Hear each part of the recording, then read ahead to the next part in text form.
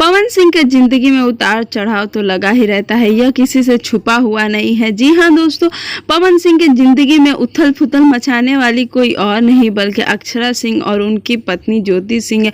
हम आज बात करने वाले हैं इन दोनों ने कैसे मचा दिया है पवन सिंह के जिंदगी में बवाल और कैसे दे रहे हैं पवन सिंह उनको जवाब। आप पूरा वीडियो देखें तो समझ पाएंगे।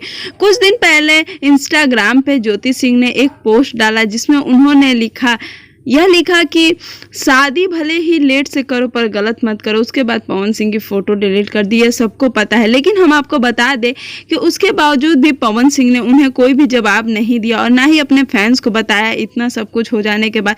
वहीं दूसरी तरफ अक्षरा सिंह आए दिन कुछ ना कुछ लेकर आती है जिसमें पवन सिंह का जिक्र हो ही जाता है। जी हाँ दोस्तों, बता दें कि अक्षरा सिंह का एक गाना आया था कि एक ही तो दिल था, जिसमें अक्षरा सिंह ने काफ़ी रो रो के वीडियोज़ भी बनाए थे और ये लोगों ने यह कहा कि अक्षरा सिंह आज भी पवन को याद करती है।